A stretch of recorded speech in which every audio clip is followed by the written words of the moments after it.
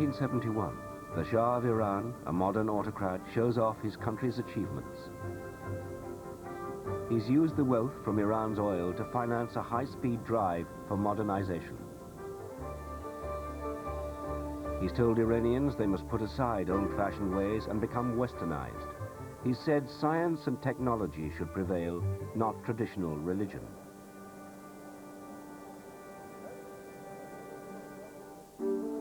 But 8 years later, his regime is crumbling. In January 1979, after months of strife, he heads for Tehran airport. Though the Shah claims he's leaving on holiday, everyone knows he's going into exile.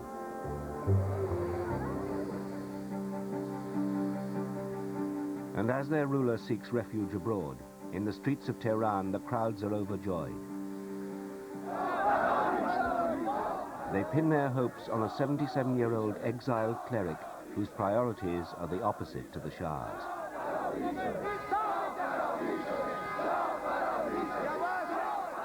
Saeed Manish is in Tehran that morning. From the radio and the television, we found out that the Shah had gone. We were very happy. People were honking their horns, sticking their heads out of car windows and waving. Everyone was very happy, shouting, "The Shah's left, the Shah's left." It was as if blasphemy and oppression were being destroyed and righteousness was coming. God was coming. What happens in Iran marks a turning point, not just for Islam, but for other world religions. After this, millions more will turn back to the fundamentals of their beliefs, whether in Christianity, Judaism, Hinduism, or Islam.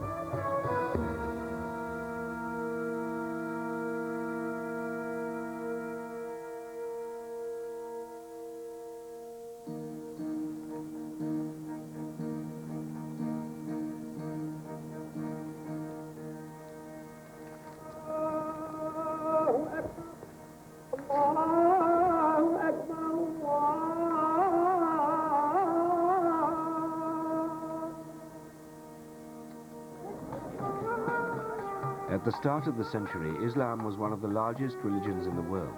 Its followers divided between two sects, the majority Sunnis and minority Shiite.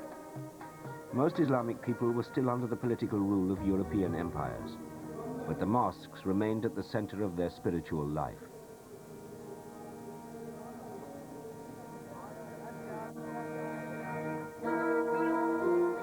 In countries that were spread from Morocco across North Africa, through the Middle East to the Indian subcontinent and beyond, up to 300 million Muslims turned to face Mecca 5 times a day. Turkey had been the seat of the most powerful independent Islamic empire. With the Sultan, who was also head of the clergy, politics and religion were bound together. Islam governed every aspect of daily life. Serdar Pelikanoglu was a schoolboy in Istanbul in the 1920s.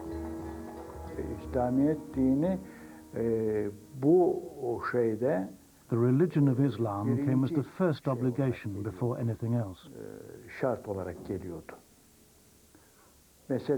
For example, in every home, children were taught how to read the Quran, how to perform ritual prayers, and all the other requirements of religion.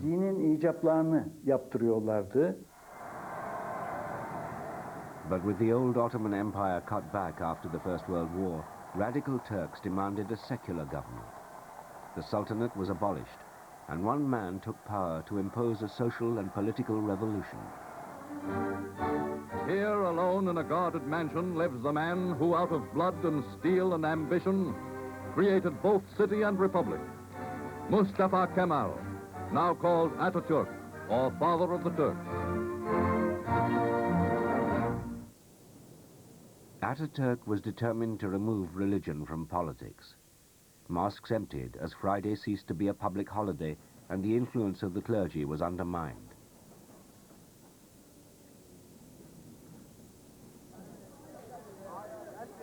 Turks were told progress had to be achieved the Western way if they themselves were to stand up to the West. With his power as president and dictator, he begins his reform. He commands young Turks to go to business school. He brings in foreigners to show girls how to dress, how to manage their homes the European way. Into European dress, he forces both men and women, sweeping away the veil and the fez. It was a wholesale attack on the Islamic culture of the past.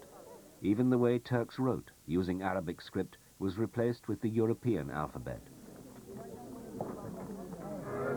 In one of the great reform movements of modern times, he outlaws Arabic writing, keeps his cabinet sitting day after day studying the Latin alphabet.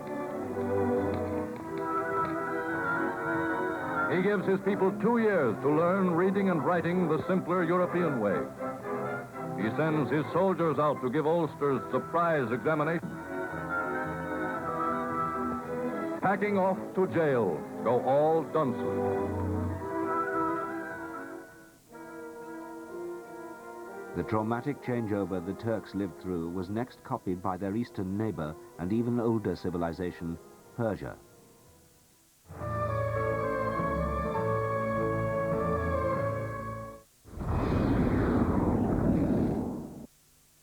They are masters of hand-to-hand combat, supreme fighters, devoting every aspect of their lives to intense training, whether practicing ancient techniques or more modern methods of fighting.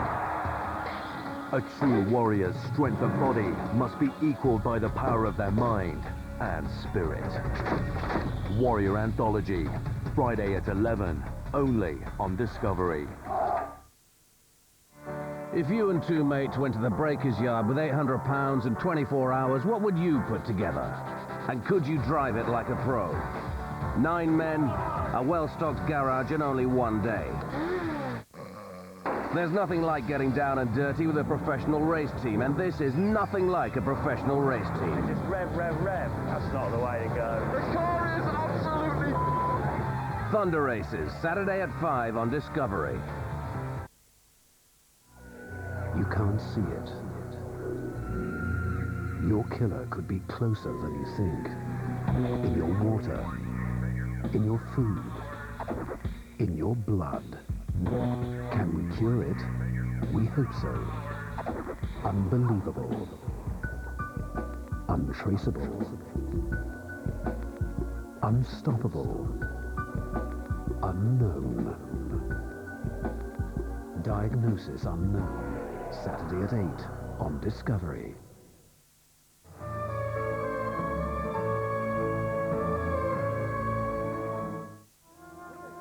In the 1920s, many Persians still lived as nomads, following their flocks. Women were kept sequestered and veiled. But a coup d'etat by reforming military officers rushed the Persians into a new age after 1925.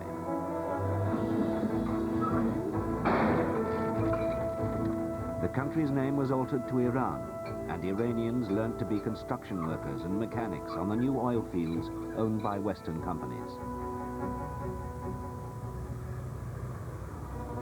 In 16 years, the Iranians have learned to live a new way. The feudal towns have changed to cities. Mules and camels have given way to cars and motor buses. Docks have been laid out on the Caspian Sea and the Persian Gulf.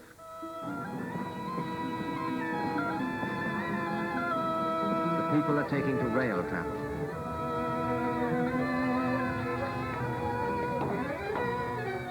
In Tehran, a great national university has been started. After 1,300 years, the women of Iran have been emancipated. They may go about unveiled, free to mix with other men and women, and to take part in the life of their country.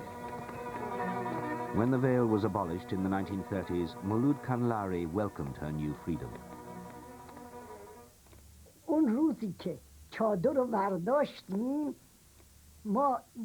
The day that we took off our veils, a group of us went to a big garden belonging to a relative. We were a very big family, many cousins, boys and girls.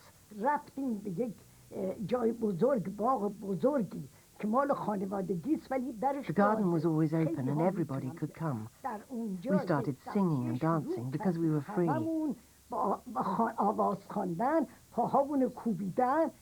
We were out of trouble. This black shroud had been lifted from our heads.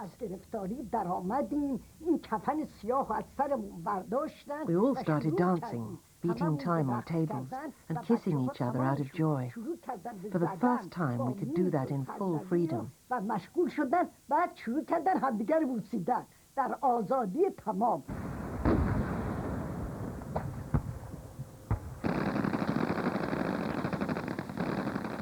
After the Second World War, when colonial troops were used to fight for their Western masters, the demand for independence grew. On the Indian subcontinent, the question of whether the new country was to be religious or secular in character led to partition. Pakistan hived itself off as a Muslim state, but in India, religion was to be kept out of politics. To India's first Prime Minister, Nehru, technology and engineering were the new gods.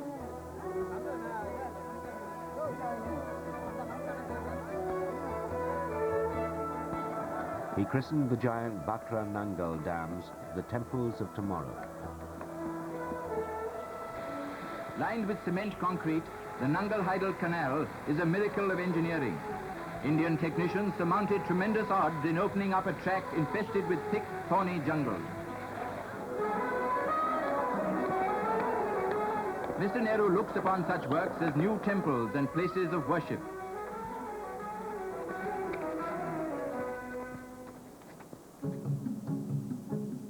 In Egypt, in the 1950s, modernization was well underway, but Egyptians wanted real independence from the European powers. The nationalist leader, Colonel Nasser, promised a social revolution and denigrated old customs. He asked Egyptians to believe in industrialization and socialist planning. A group of Muslim militants had a different vision of Egypt's future. When they stood in Nasser's way, they were imprisoned, exiled, or executed. And Islamic opposition would have no place in the new state. By the 1960s, Cairo was becoming the modern capital of the Middle East.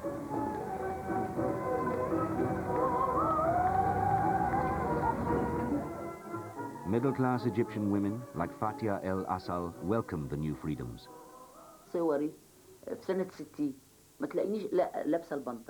You would see me wearing trousers and a sleeveless blouse, and I didn't even think about it. At the beach, we would wear bikinis, walk along the beach and swim. We were athletic and joined sports clubs, all of us without exception. Brothers and sisters, uncles and aunts, all mixed at the club.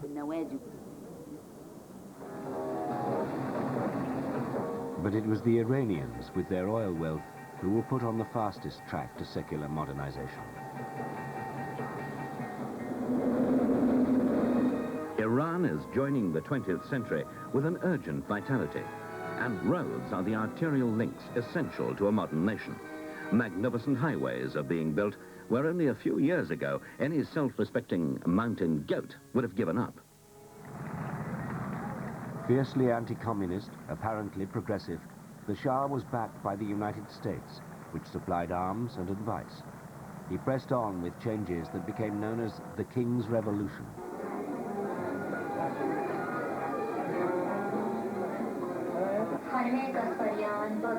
Persian women kissed farewell to their yashmaks and purdah a long time ago. Now, thanks to the King's Revolution, they can vote, they're in parliament, and Tehran boasts the only woman police superintendent. The Shah dismissed protest from the left and from the right-wing Shiite clergy that he was moving too fast. This is the very familiar, what we call unholy alliance between the black and the red. That is the communists and the very reactionary people or strata. We always see it, because they are both against the progress and the happiness of this country. When a small group of mullahs in the religious center of Qom continued to oppose him, he sent the most critical of them, Ruhollah Khomeini, into exile.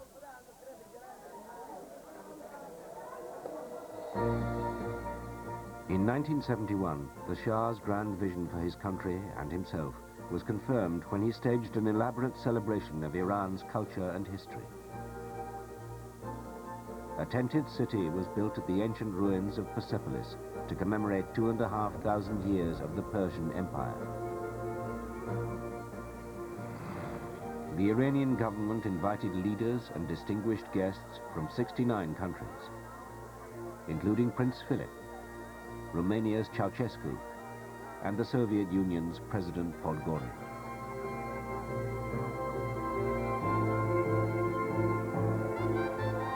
They ate baked peacock and quail's eggs off gold plates under crystal chandeliers.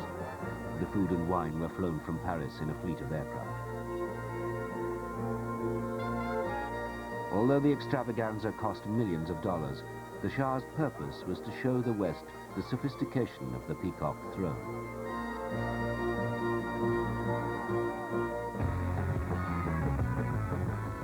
And in Tehran, the children of the elite grew up with Western attitudes and tastes.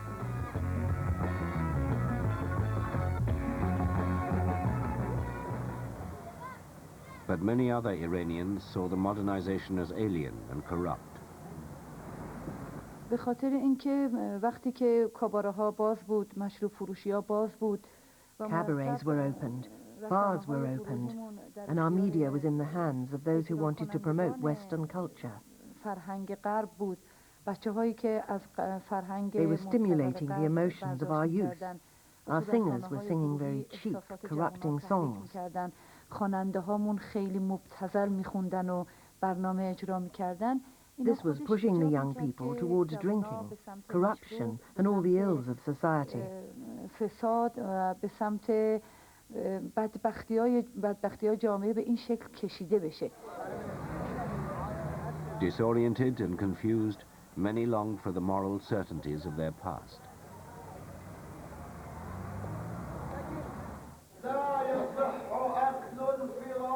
In the mosques, mullahs directed people's resentment towards the Shah.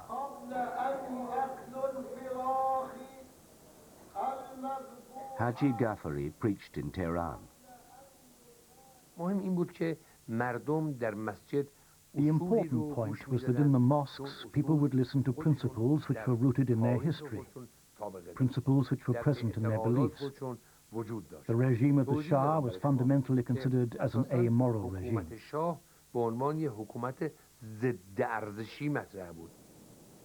The mullahs drew their inspiration from the exiled Khomeini, who kept in daily touch from Paris. His staff sent recordings of the Ayatollah to be played at public meetings at home.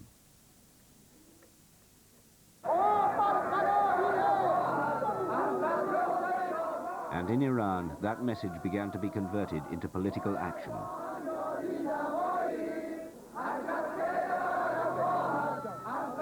At first, the demonstrations were isolated, and the Shah, who'd up to now relied on his secret police, sent troops to try and contain them.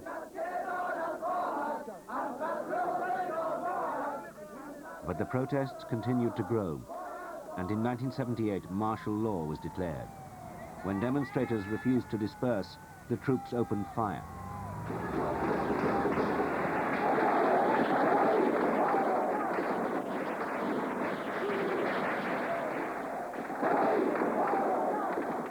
Black Friday left more than 100 dead.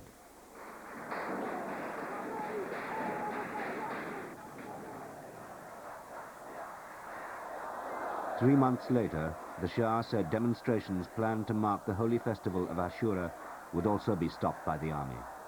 But when millions defied him, he was forced to withdraw his tanks.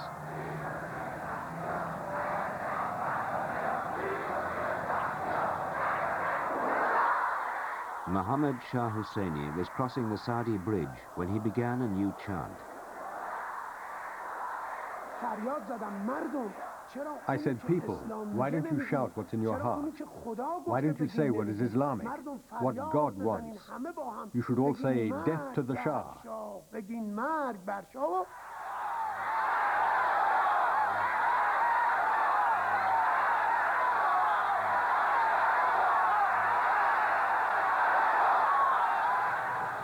For weeks, the Shah's regime tottered, Finally, realizing he'd completely lost control, he left the country, never to return.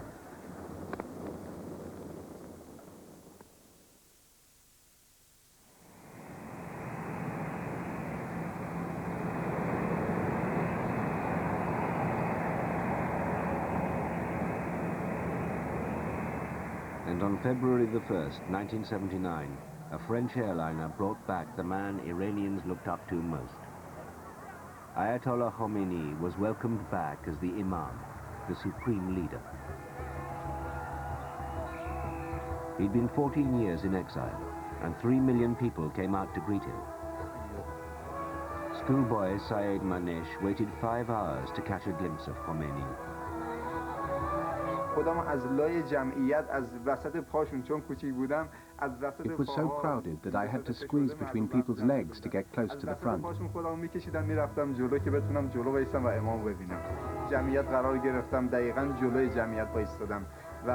got to the very front of the crowd, and when the Imam's car passed by me, I saw him, and I became very happy, and I waved at him. Imam Khomeini looked back, and he waved at me.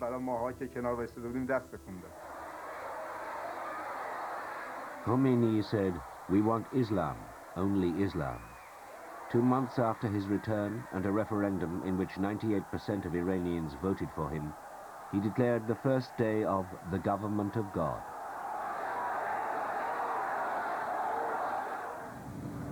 Then he set about turning the clock back. Cinemas and bars were closed. Iranians were now to be governed by religious laws made over 1300 years before, in the time of Muhammad.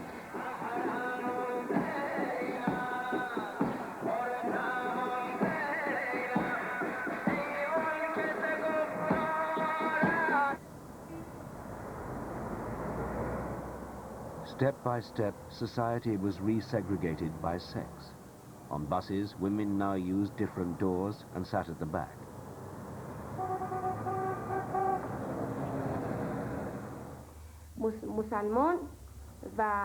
They were encouraged to live separately, bringing up children and studying the Quran. And inspiring these changes was the vision and charisma of one man, their spiritual and political leader, both Pope and President at the same time.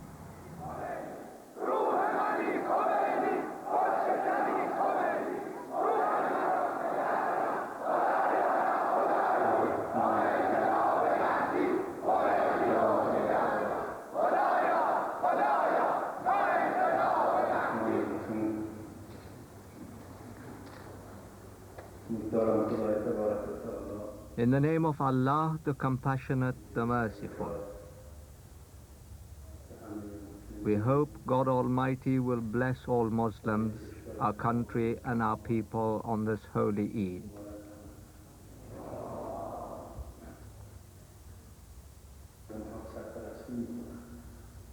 To serve Islam is to serve mankind.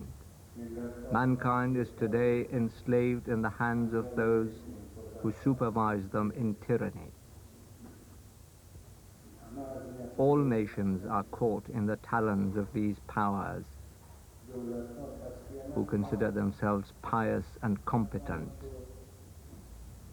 who talk of rectification. What shall we do with the conditions which prevail in the world today? There are those who claim to be followers of Jesus Christ, who said if one slapped your face, you should turn it so that he would slap it on the other side. But this is just a lie.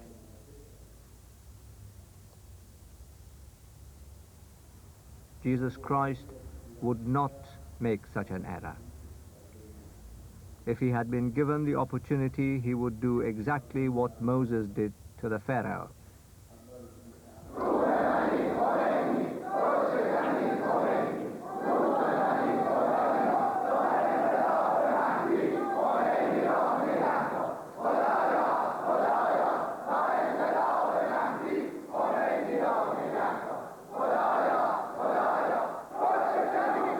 Iranians increased their own diplomatic isolation by making foreign countries part of a new demonology.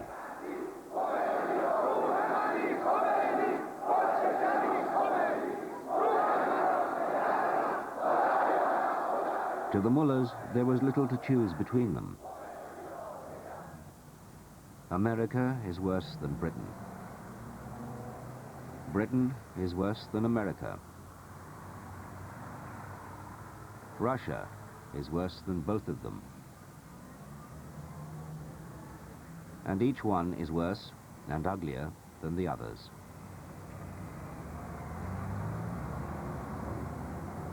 But it was the United States, the great Satan, that was singled out for the support it had given the Shah.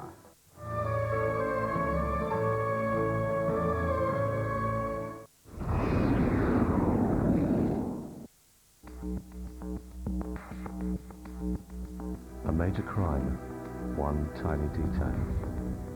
Random clues, scattered shreds of evidence. Tests, research, analysis, observations. Piece by piece, they all come together. As the picture gets clearer, the puzzle becomes complete.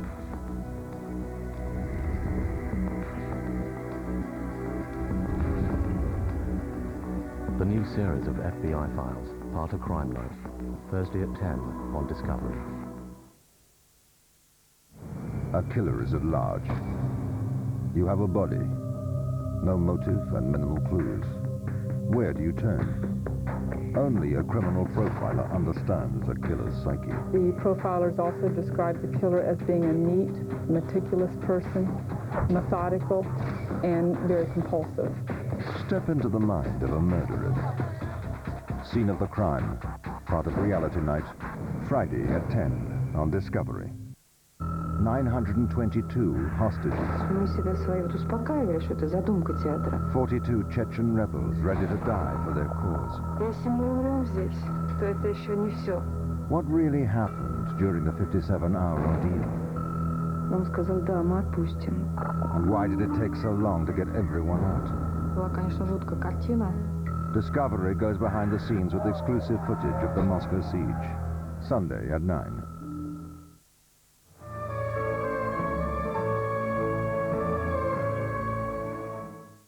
In November 1979, the American embassy in Tehran was attacked by students.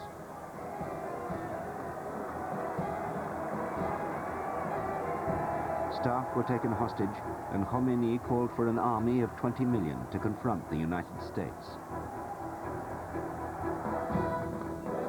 Young men showed off their fervor with military exercises in the street outside the embassy.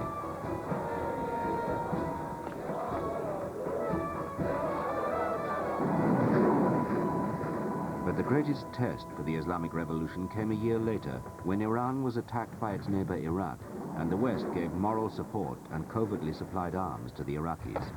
To the Ayatollah, it was an assault on Islam, and he declared a jihad, or holy war.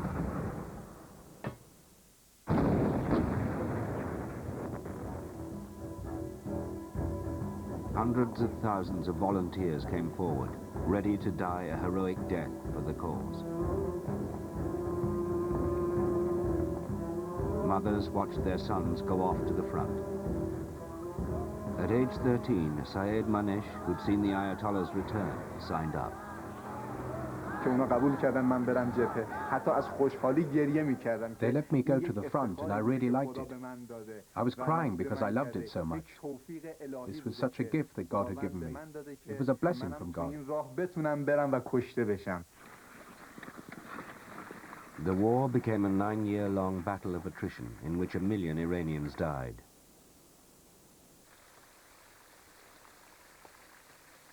In Tehran, the lost blood, commemorated by the Martyrs' Memorial Fountain, seemed only to irrigate and invigorate the revolution.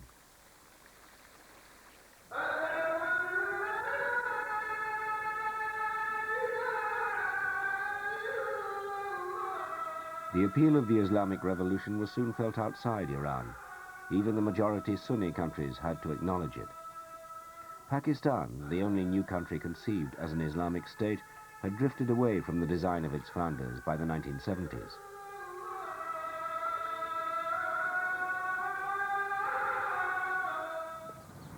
A little hot outside. But when General Zia-ul-Haq had come to power, he'd courted fundamentalist support. When I took over on 5th of July, I promised 3 things. I said, first and foremost, I will bring back the Islamic values. I will venture for the Islamization of laws and bring in Islamic values, and third, I hold the elections. In 1979, 3 weeks after the Ayatollah's return to Iran, Zia issued new directives. Government employees would have to give up European clothing and adhere to strict Islamic dress. Education at state schools would be segregated, and girls would wear veils again. Shazia Lal was at the Islamabad College for Girls.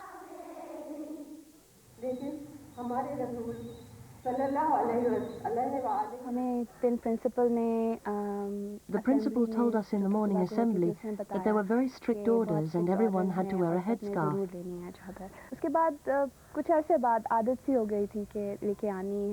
After some time, we got accustomed to it, that it had to be worn coming into school and going home, because the atmosphere was changing in such a way that you used to feel safer wearing a headscarf. No one would point at you, no one would pick you out or say something, and you wouldn't have to listen to the teachers scolding at school. One got accustomed to it later on. Every part of society, including Pakistan's economy, was to be run on Islamic lines.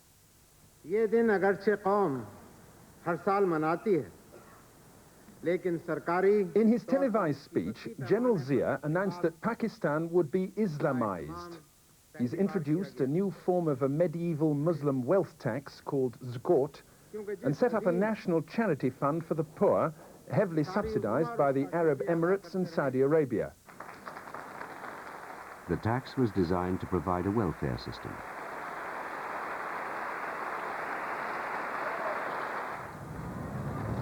Tahir Qazi kept a small shop in Rawalpindi when the new measures were announced. जब ये ऐलान हुआ ज़कात का, तो ये ऐलान अचानक हुआ था, जब लोगों को पहले पता नहीं था। When the zakat was introduced, it was sudden. यानी बैंकों में जो पैसा था, जिन लोगों का, वो उनको पहले से इल्म नहीं था। People who had money in the bank didn't know about it before it came into being. Business का मैं समझता हूँ कि business का ज़कात। As far as business goes, it wasn't a problem. There wasn't an increase or a slowdown. Anyway, we were craving for Islam. And when the law of zakat was brought in, we felt it was the first step towards Islam. जब ज़कात का कानून आया, तो हमने समझा कि इस्लाम नाफिज हो रहा है, एक स्टेप इस्लाम का आ गया है। And after years of British-style secular law, the Sharia, Islamic law, was reintroduced. Pakistanis once again faced the punishments of the Quran, beheading for murder, flogging for theft or drinking, stoning for adultery.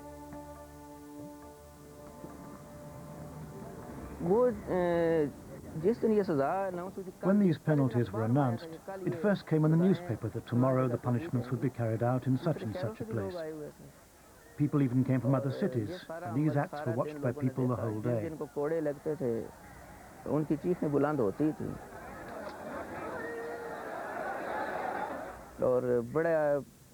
Those who were flogged used to scream loudly, but I liked that. Culprits should be punished at once in front of everyone, so that people learn a lesson.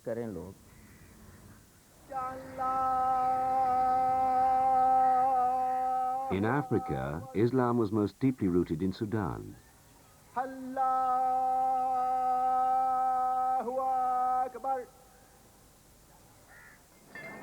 In the early 1980s, President Jafar Nimeri, inspired by what had happened in Iran, presided over the pouring of 2 million pounds worth of alcohol into the Nile. The president joined in the smashing of the bottles. From now on, drinking was banned. In Sudan Sharia courts, young judges presided over hearings at which people of whatever faith were tried without juries or defense lawyers. John Robinai was working for a construction company in Khartoum when he was accused of stealing 4 pieces of wood. So they took me to the court, and then the trial have not taken more than 10 minutes, so they trial me. And then they tried me to cut my right hand off. So I tried to appeal or to contact the lawyer to defend my right, but they tell me it's forbidden because this is emergency justice. Hundreds of amputations were conducted at the Koba prison in Khartoum. A government news report described the procedure. 2 soldiers dressed in surgical theater aprons and holding tall, sharp, sterilized knives approached their assigned convicts. Using the sharp end of the knife, they held the hand to be amputated by the fingers and cut it swiftly and skillfully from the wrist.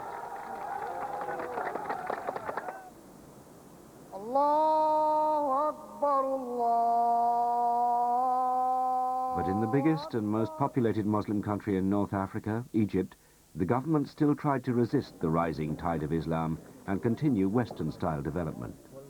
But the benefits of an economic boom weren't shared equally.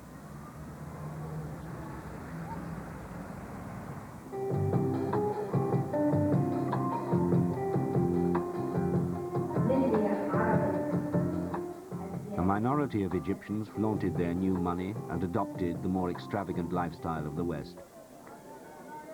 Little of the wealth reached ordinary Egyptians, and agricultural prices fell. More Egyptians left the land and moved to the cities in search of work.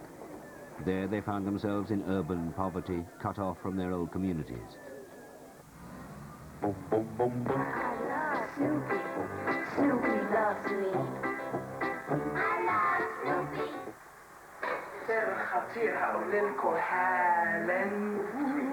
Some enjoyed the brazen consumerism. It's got to be really smooth, really smooth.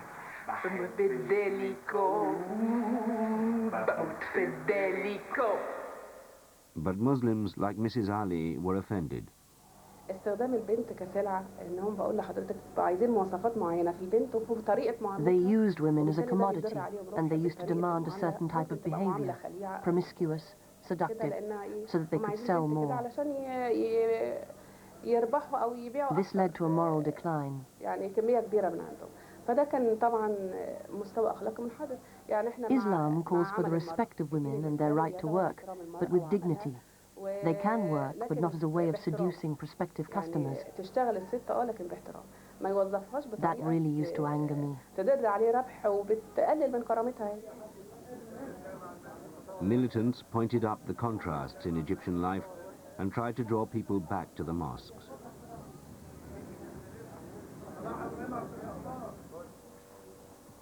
They set up local clinics which offered free health care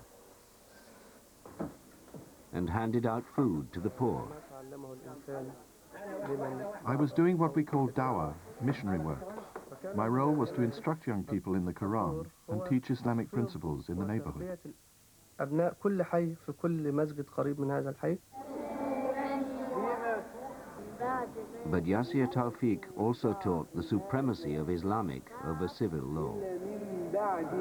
هذه الأشياء تزعج السلطات المصرية. All this upset the authorities, who didn't accept the things we were trying to do and wanted to get rid of any kind of Muslim awakening in Egypt. القضاء على أي صحوة إسلامية في مصر. In 1981, the growing dissatisfaction spilt onto the streets. The demonstrations against President Sadat have been building up for some time. This weekend, the president's formidable security force moved in to detain religious leaders. Opposition newspapers were closed down and journalists and politicians detained in a sweeping operation that was the best indication of the seriousness of the opposition. The president, though, is unrepentant. It is a purge. One of the 1,500 arrested in Cairo and later branded as a terrorist was Yasir Tawfiq. There wasn't a single good reason. The only thing they hated me for was preaching the way of God through the school and the little mosque I was teaching at. There was no charge other than that I was praying and preaching.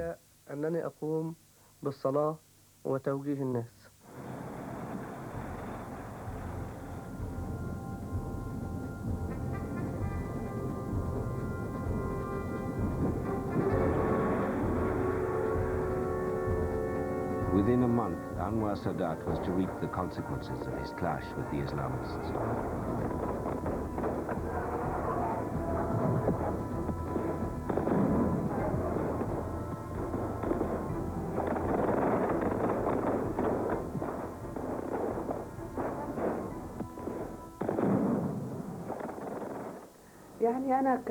هقول لحضرتك يعني أنا مسلمة. I am a Muslim and we respect death. I did not gloat over his assassination, but it was necessary.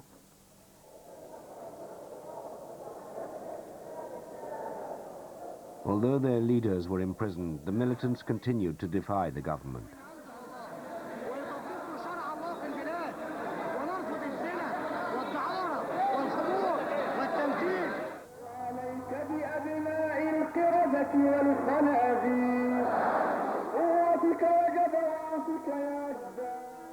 And in the rest of the Islamic world, it was the same story. Muslims from West Africa to Lebanon, Malaysia and Indonesia saw a return to Islamic traditions as a way of asserting their identity and finding an alternative to the materialism and tension of the 20th century. Around the world, millions more in other religions were coming to the same conclusion, that reassertion of the basic principles of their faith could hold the answers to the moral uncertainties and stresses of modern life. Even in the United States, thousands of Christians descended on the national capital in 1980 to participate in Washington for Jesus. Throughout America, religion loomed steadily larger in politics. In Jesus' name, everybody say Jesus. Jesus. Give the Lord Jesus Christ a hand of applause.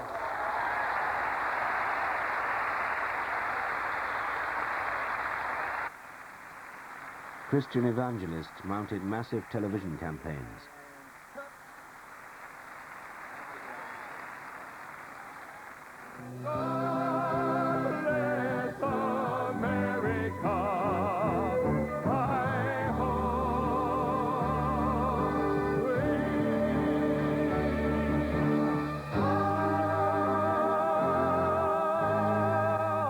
And in November 1980, Ronald Reagan was elected president and made clear the direction he planned to take.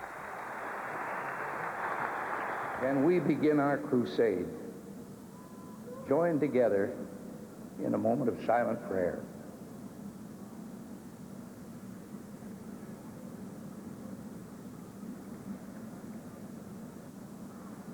God bless America. Thank you.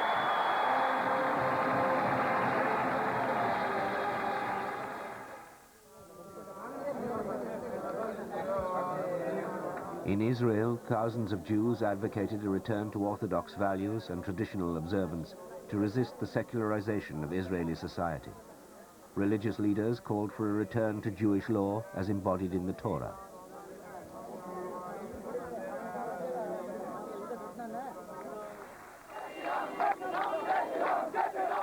In India, nearly 50 years after independence, Hindus, disillusioned with the failures of the secular government, seized their moment.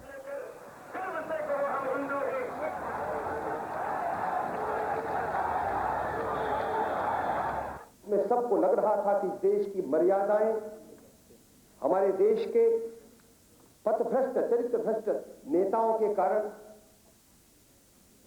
दिशा भ्रमित हो रही है और आज दिखाई दे रहा है कि संत मंडल पूरे भारत में हिंदू समाज की मान मर्यादाओं को स्थापित करने के लिए हमारे केंद्र बिंदुओं की प्रतिष्ठा करने के लिए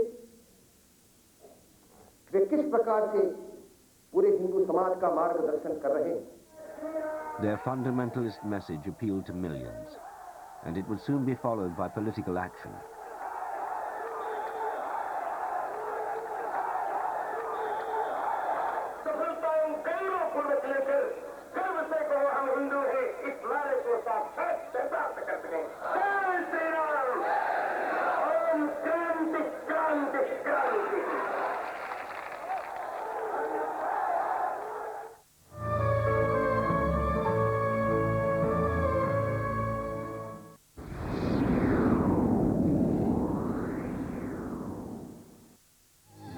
Who abducted Lisa Renee? What happened to David Wall?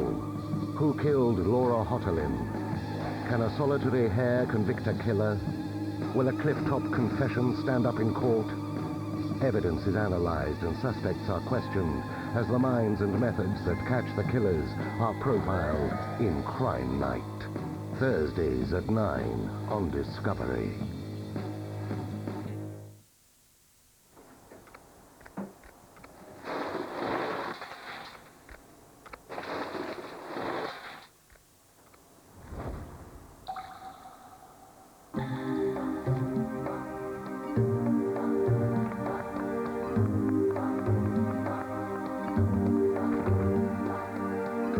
Share your planet. Animal Planet. I was 16 when Walkabout was filmed. We were deposited in the middle of Australia, so it was quite a strong and extraordinary experience because I'd never been anywhere quite as remote as that. And we were 4.5 months filming. What I'd never come across before was that sort of silence, the sort of skies that you get at night. And you can't help but be touched by the Aboriginal people when you're there. There were all sorts of ecological issues that occurred to me for the first time, really. I began to get a sense that, in fact, we are impinging all the time. One of the places that we filmed was very lush, extraordinarily beautiful. I mean, the shocking thing was, in a short while, the oil companies were about to move in there, and that whole place was going to be destroyed. Culturally, we have a great sense of history, and we have a sense of our society. But what we don't have a real sense of is the ancient nature of landscape. And when you go somewhere in the Northern Territories and the sacred areas that the Aboriginals go to, you have a sense of being almost in a prehistoric landscape, a landscape that you can't change, that you will never be able to dominate, I hope. I think all of these things had a profound effect on me, and that making Walkabout, for me, was about growing up.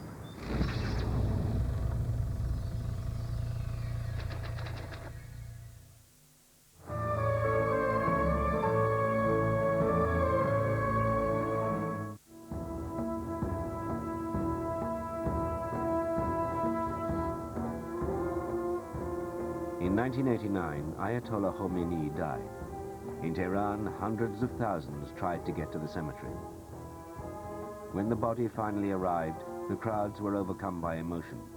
The mourners took possession of the coffin and dislodged his body.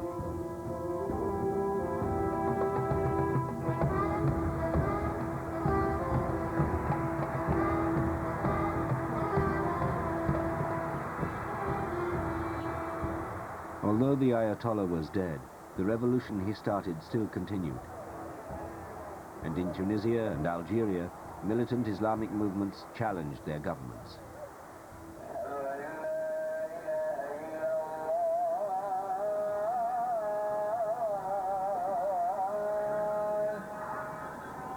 Even in Turkey, which had been thrust into modernization in the 1920s, an Islamic party campaigned to turn back many of Ataturk's reforms.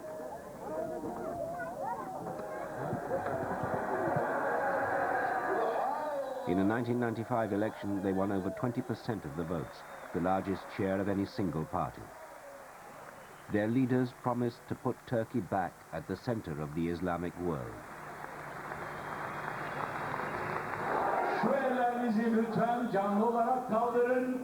İşte bu yeni tarihi çalışmayı bir kere daha hakka hakim kılmak için bütün gücümüze çalışacağımıza söz vererek başlatıyoruz. Dünya İslam Birliği için, hakka hakim kılmak için, yeniden büyük ülkeyi kurmak için, Dünya İslam Birliği'ni kurmak için, yeni bir dünya kurmak için, bütün gücümüzle,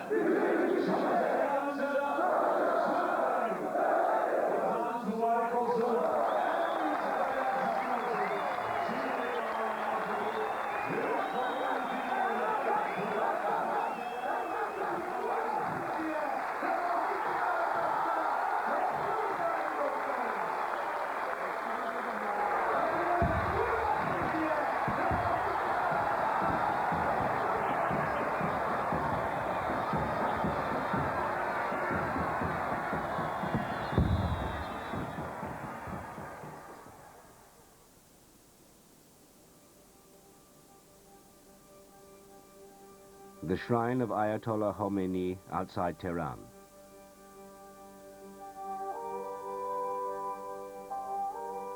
At the end of the century, God's followers, Muslim, Christian or Hindu, were once again determined not only to express their own faith, but also to try to order the lives of others along religious lines.